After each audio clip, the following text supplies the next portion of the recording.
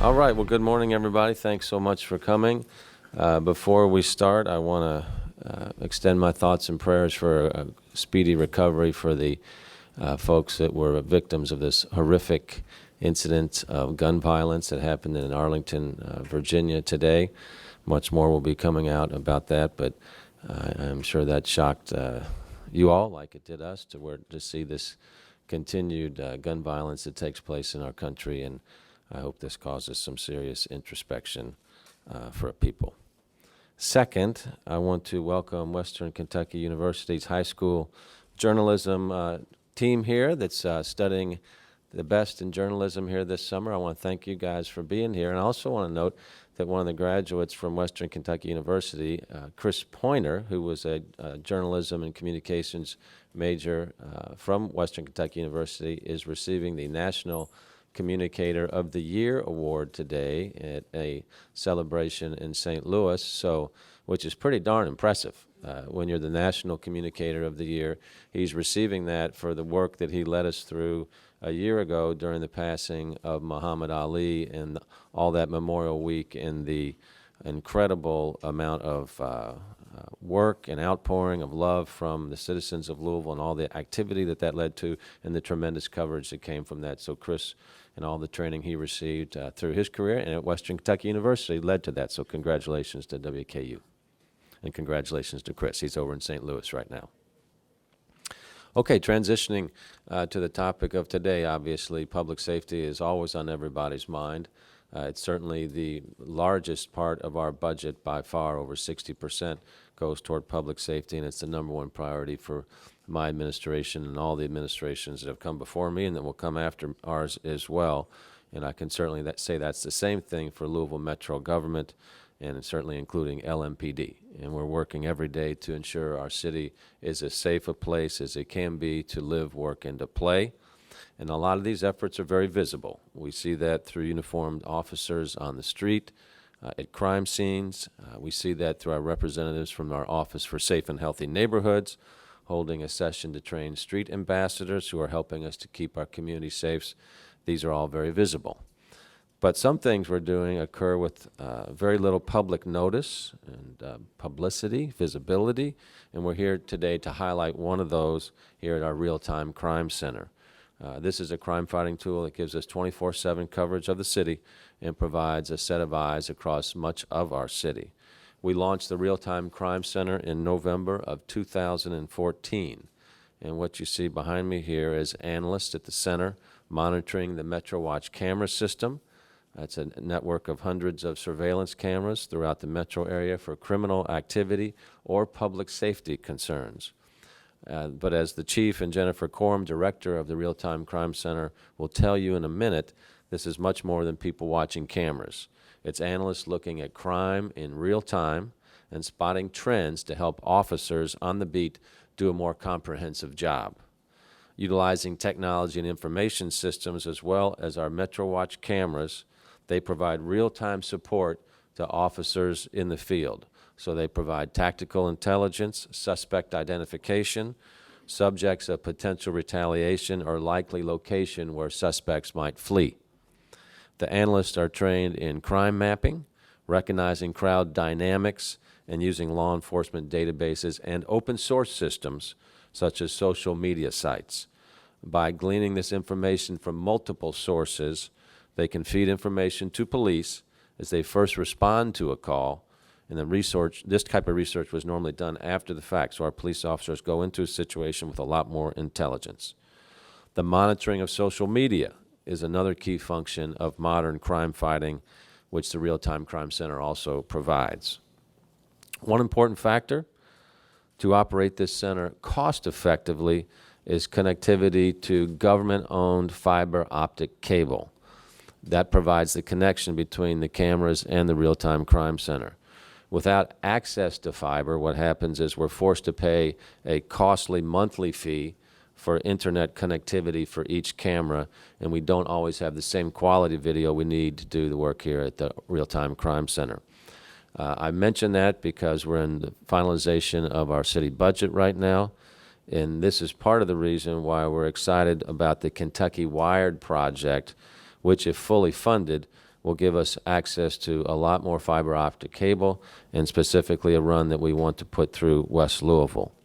So I'm going to invite now Chief Conrad and Jennifer and Major Judah to provide more details about the center and what it does for LMPD and for our city, and then we'll take a few questions.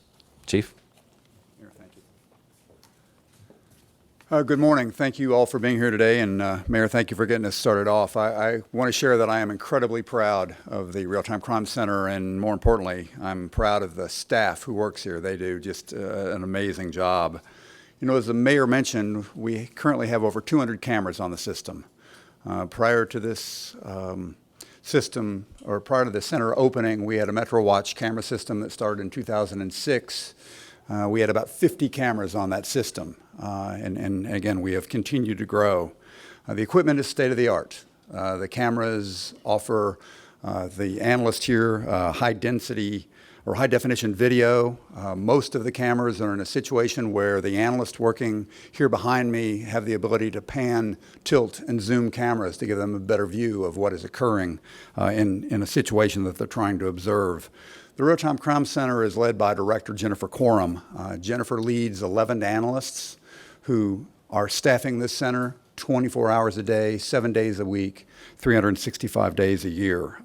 We have a budget request this year in front of Metro Council where we're asking for another supervisor to help Ms. Coram with her duties and another analyst. And we hope to continue to grow this center over time to enhance the capabilities of them to be able to support our officers as they go about doing their job. I will tell you that, you know, it's important for you to know just how effective this tool is. I get more compliments from officers about the impact of this center and the kind of information that it's been able to provide them real time and after the fact in terms of being able to address and solve crime in our community than anything else that I've done over the last 5 years. This is truly coveted by our officers, and I'll tell you the equipment is great, but what makes this center work are the special and talented people that are behind the technology, that are using the technology to leverage the information they're receiving and to get that out to the men and women in uniform that are out there trying to do this job. The mayor talked a little bit about their duties, and I just want to reemphasize some of them. They work very, very hard here. They are constantly required to multitask. You'll see behind me they're monitoring cameras. They're listening to calls for service. They are preparing informational workups, that is background information on suspects in criminal investigations. As the mayor mentioned, they're monitoring public posts in social media for potential threats. They're developing situational awareness bulletins that are shared throughout the department to make us aware of potential threats or potential problems. They provide and put together the Louisville's Most Wanted list, which is shared with everyone in our community. They assist detectives and officers with literally any and every type of investigation they are involved in. They've provided leads on homicides, on shootings, on gang investigations. They've helped with missing persons investigations. You name it, they have done it all. And most recently, they've been asked to support our ShotSpotter system, which is the gunshot technology, which we've just added to our array of technological tools that we're using to try to help address crime. In the 2.5 years that this center has been in operation, these analysts have provided information or intelligence to our detectives and officers over 11,000 times. This information has led to literally hundreds of arrests. It has led to the recovery of stolen cars, the recovery of firearms, and the recovery of narcotics. They have captured video of crimes in progress or of suspects coming to or fleeing from the scenes of crimes in hundreds of occasions. Again, I will tell you that the technology here is great. The work they're able to do is amazing, but the magic that makes this center such a success are the men and women that work here in this center. I'd now like to turn things over to Ms. Coram, where she can provide a few examples of some of the great work that is being done here. Jennifer? Thank you, Mayor and Chief, for the kind words and support of our unit and our mission. My name is Jennifer Coram. I'm the director of LMPD's Real-Time Crime Center, also known as RTCC. This is a civilianized 24/7 unit that monitors the Metro Watch camera surveillance system and provides our officers with up-to-the-minute analytical support and assistance during the course of real-time calls for service and through the course of their investigations. Over the course of the last 2.5 years, RTCC has assisted with over 11,000 times with intelligence or information, including nearly 1,000 incidents that have been caught on camera, either in real time or reviewed after the fact. Our unit has assisted officers and detectives with information or intelligence that has led to nearly 300 arrests and the recovery of 30 stolen vehicles. I'd like to give you a few examples of some of the work that our analysts have done in this center. We had a home invasion that occurred a few blocks away from one of our cameras. Officers arrived on scene quickly and got a very detailed description of the suspect. One of our analysts was monitoring that camera at the time and noticed an individual matching that description to a T. We contacted MetroSafe, who dispatched officers to the scene. Officers arrived on scene, and within 15 minutes of the home invasion, that individual had been arrested. RTCC has also provided snapshots of vehicles and suspects fleeing the scenes of crimes, including homicides and shootings. We have also alerted officers to the location of stolen vehicles and assisted MetroSafe with locating suicidal subjects for a quicker response. On numerous occasions, RTCC analysts have notified or directed MetroSafe and officers to individuals who appeared to be prepared to take their own life. By directing officers to these individuals quickly, LMPD was able to prevent them from harming themselves or others. RTCC analysts support with monitoring officer foot pursuits of suspects, including those where weapons were hidden or thrown away during the foot pursuit. A lot of times, the hiding of weapons is caught on camera, and RTCC is able to direct our officers to the location of those weapons and have those weapons taken off the street. RTCC analysts provide detectives with information and intelligence regarding many of the anonymous tips that are called in to our tip line 574 LMPD. RTCC analysts assist officers with possible identification of suspects and offer additional information of these suspects within our workups. During one incident, individuals were on a rooftop with a weapon. RTCC analysts noticed the individuals and contacted MetroSafe, who dispatched officers to the scene. When those individuals reached the ground, they left the weapon on the rooftop within view of the camera. Our analysts were able to provide the officers the exact location of that weapon, so the officer was able to get that weapon off the street. Recently, an analyst noticed a fire visible on camera that no one else had noticed. The analyst called MetroSafe, who sent Louisville Fire.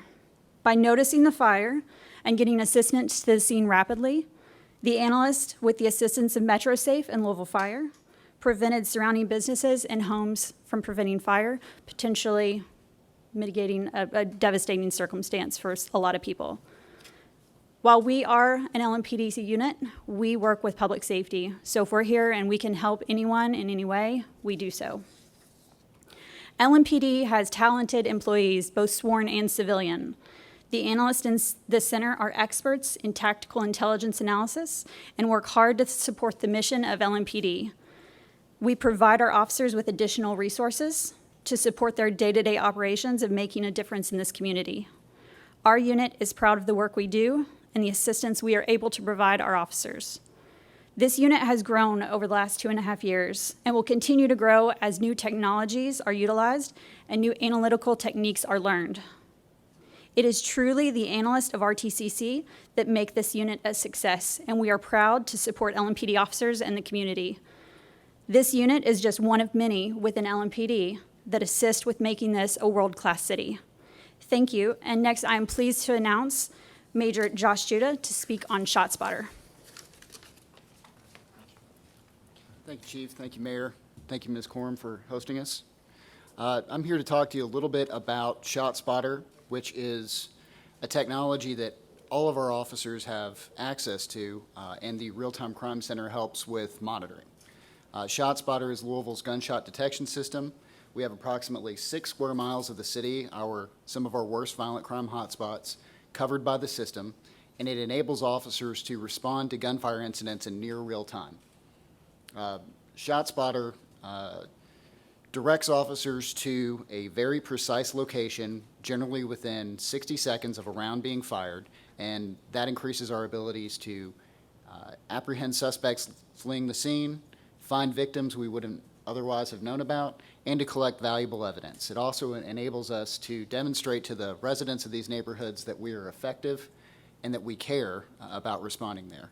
Why it's important in the context of the Real-Time Crime Center is that many of these areas are already being watched over by our Real-Time Crime Center cameras. And the analysts behind me are actively watching the ShotSpotter application to find gunfire incidents and locate those scenes on camera.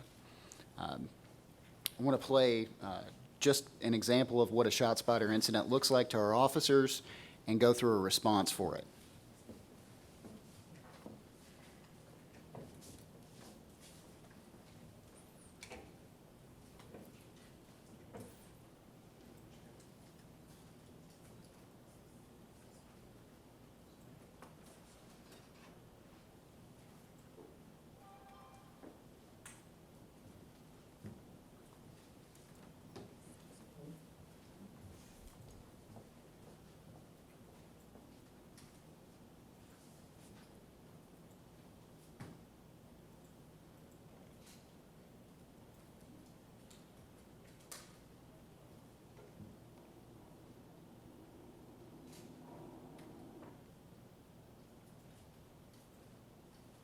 There we go.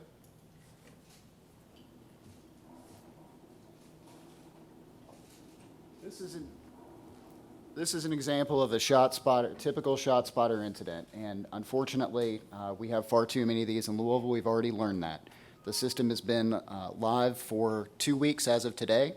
In those 2 weeks, in the 6 square miles of coverage that we have recorded 89 gunfire incidents. Many of these were not reported by citizens to the police.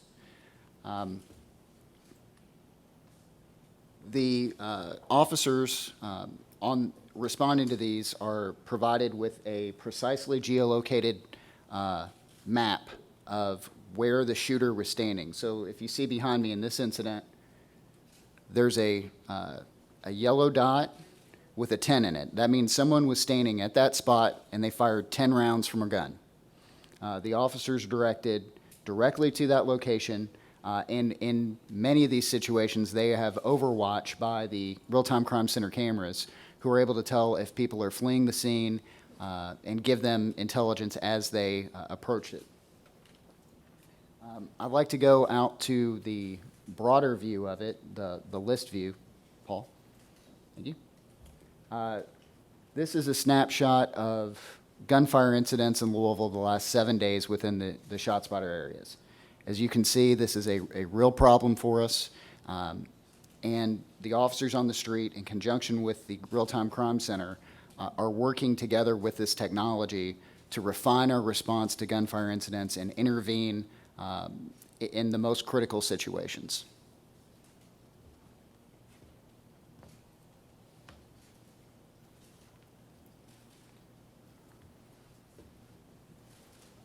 That's a very high-level overview of ShotSpotter. Mayor, is there anything else you'd like me to hit on that? Chief? Just any questions on ShotSpotter? Yeah. I'm happy to answer any questions we have on ShotSpotter. Major Judah, what were the purple notifications there as opposed to the yellow? Yeah, that's a great question. So ShotSpotter, one of the values of ShotSpotter is that there is a person on the other end of it listening to these events. It's not just random sounds that are being collected by sensors and sent out. And the person on the other end of that indicates by putting it in the pink-purple that they're not 100% sure that it's gunfire. They're pretty sure. ShotSpotter's technology filters out at least 80 to 85% of the loud noises that it hears. So that's one of the values of the system, is that when our officers are responding, they can be confident that they're going to something that is real. And they even denote degrees of realness, so to speak, by the color of it. And as you can see, unfortunately, most of them are yellow. And then you mentioned that many of the 89 that you've had have not been called in by citizens. How many have been? How many are redundant of those 89 that? That's an excellent question that I don't have the answer to right now. How many arrests have been made due to ShotSpotter notification? We have made, I know for a fact that ShotSpotter has resulted in 1 arrest with the recovery of a gun. It has assisted our homicide unit in several investigations already. The value of ShotSpotter is really for investigations after the fact and for community engagement.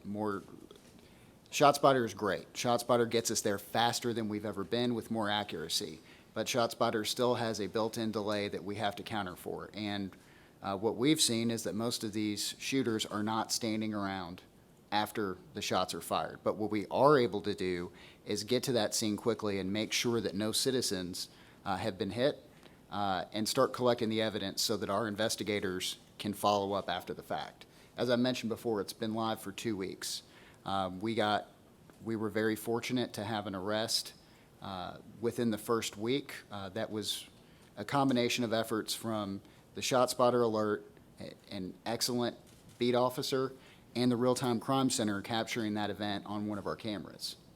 I hope and believe that's going to continue in the future, but arrests alone are certainly not the best metric for it. Will the data collected on the ShotSpotter, will that be made public? There will be, a lot of this data will be public. Every ShotSpotter incident results in a call for service from MetroSafe. We work in partnership with them on it.